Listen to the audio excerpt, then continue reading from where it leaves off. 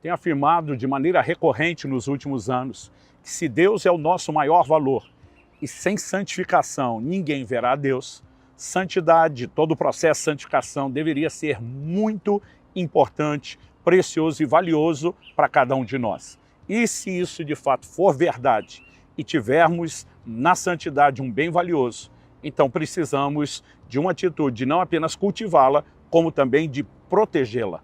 Esse é o assunto da nossa conversa hoje. Fique comigo e nos próximos minutos nós vamos entender um pouco melhor o que a Bíblia diz a respeito do assunto.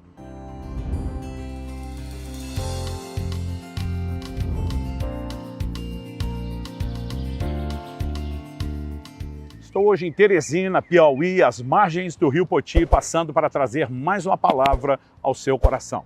Destacamos a importância da santidade na introdução, mas também fiz isso em outro vídeo recente, intitulado O Valor da Santidade, que inclusive quero deixar no descritivo. Caso você não tenha acompanhado, vou deixar o link ali para que você possa conectar essas duas mensagens. Num, exaltamos o valor da santidade. Isso dará muito mais sentido a esse vídeo que fala a respeito de proteger. Se entendemos o seu valor, é mais fácil entender a importância de proteger a santidade. Então, eu quero usar como texto base Eclesiastes capítulo 10, verso 1, que diz: assim como a mosca morta faz o óleo do perfumador exalar mau cheiro, assim também uma pequena tolice pode ter mais peso do que a sabedoria e a honra.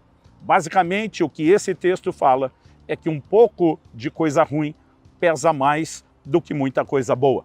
Quando ele usa a expressão que uma pequena tolice, outras traduções dizem um pouco de insensatez, pesa mais do que a sabedoria e a honra, nós podemos considerar isso a partir da perspectiva de um ditado bem conhecido no Brasil. Às vezes de um estado para outro pode mudar em relação à quantidade, mas provavelmente você já ouviu dizer, fulano pode acertar 1000 vezes, se errar uma. Em alguns lugares dizem, pode acertar 100 vezes, se errar uma.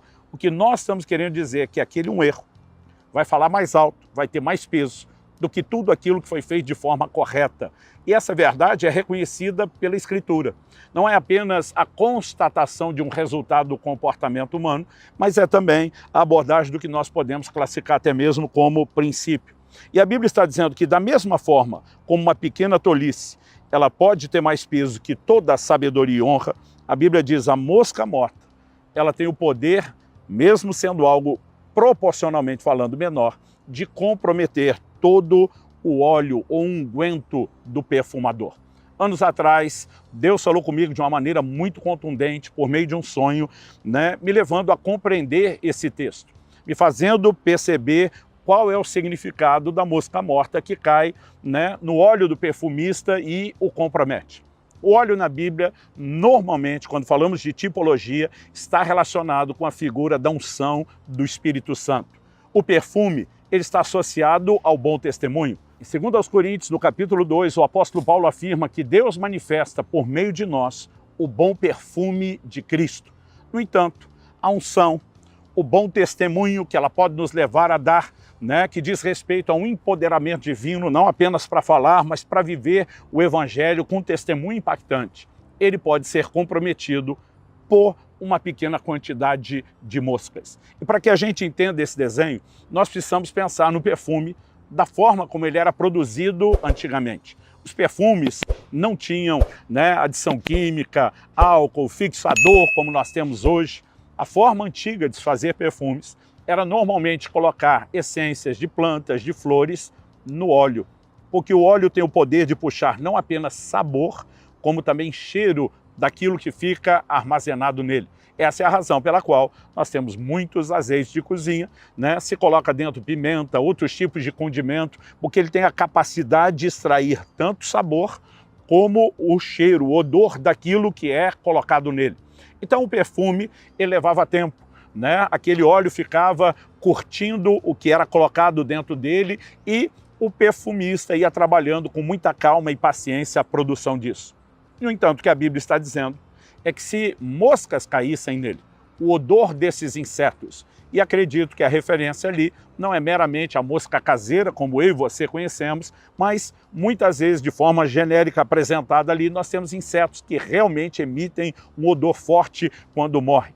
né? Nós conhecemos, por exemplo, no Brasil, isso é chamado por muitos nomes diferentes, percevejo, Maria Fedida. Nós temos alguns insetos que, quando morrem, exalam um mau cheiro muito forte, muito saliente. E o que a Bíblia está dizendo é que o mau cheiro dessas moscas poderia encobrir o bom perfume, né, que o perfumista vinha produzindo.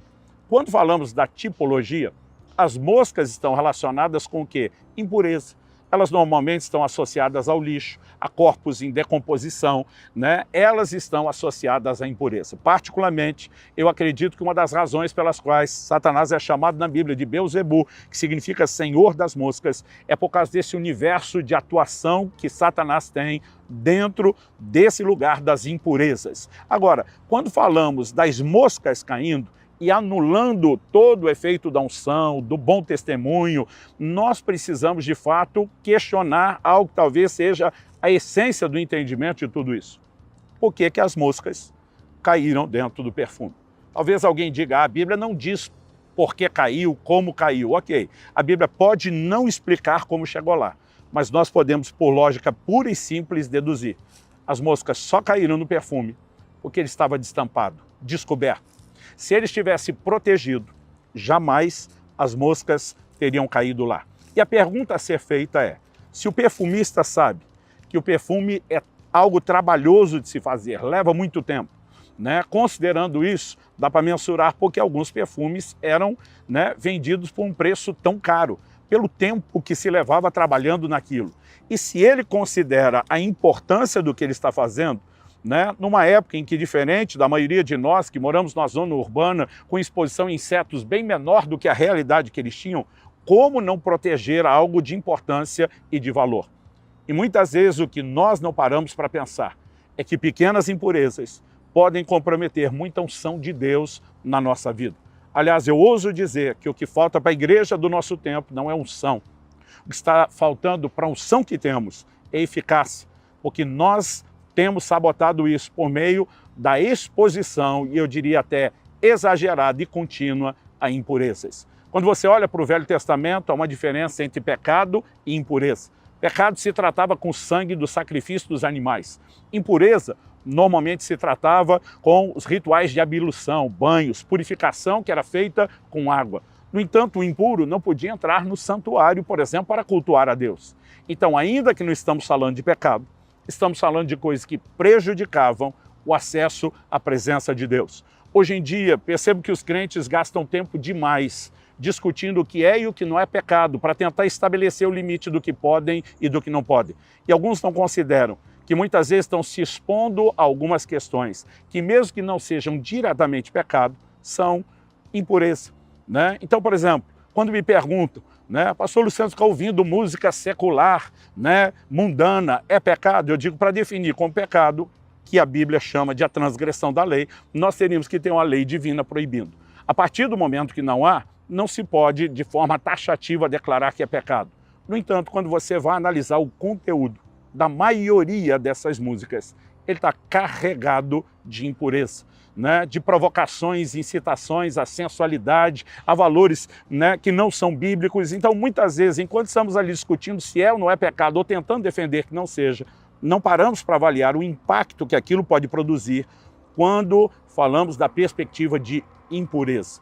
Então, acredito que cristãos que entendem o valor da santidade, amam o Senhor, querem um relacionamento profundo, próximo, íntimo, crescente, progressivo, nós precisamos aprender a proteger aquilo que nós temos. Porque muitas vezes nós temos essa mania de tentar estabelecer, né, uma classificação do que é pecadão, o que é pecadinho. E alguns até dizem, não, o pecadão vai trazer um prejuízo muito grande, mas o pecadinho talvez, né, não produza isso tudo. No entanto, nós temos uma advertência nas Escrituras. Em Cantares, no capítulo 2, no verso 15, a Bíblia fala das raposinhas que destroem as vinhas. Interessante que o termo traduzido raposinha fala do filhote da raposa. A raposinha, como filhote da raposa, ela é menor do que a própria raposa, mas é da mesma natureza e acaba produzindo o mesmo estrago. Muitas vezes nós estamos tentando defender pequenos pecados, pequenas impurezas, como se o tamanho, se é que a avaliação de tamanho pode ser considerada correta, mas como se a avaliação do tamanho fosse, então, é inofensivo. mas a Bíblia fala das raposinhas que destroem as vinhas. E muitas vezes, né, as pessoas estão até como um contraponto de uma mensagem de santidade que talvez foi legalista, extrema, pesada, né, descontextualizada. Elas estão tentando pregar um liberalismo que não está apenas nos libertando, entre aspas, do fardo do legalismo, mas está nos fazendo vítimas novamente da ação do pecado.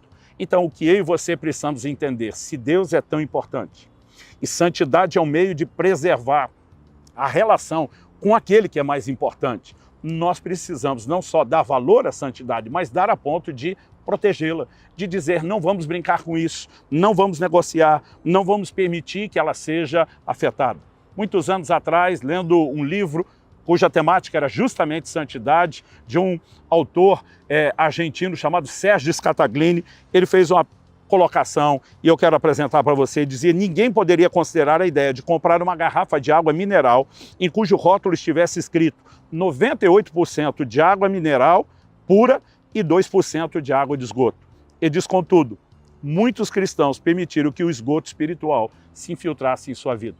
A pergunta é por que acreditamos que 98% de santidade para Deus é suficiente e que isso não seria problemático? Nós não estamos sendo coerentes nem com o que pensamos e nem tampouco com aquilo que acreditamos, né? A maturidade é progressiva, mas nós precisamos trabalhar a partir do entendimento de princípios para não negociar com o pecado, nem tampouco com as impurezas.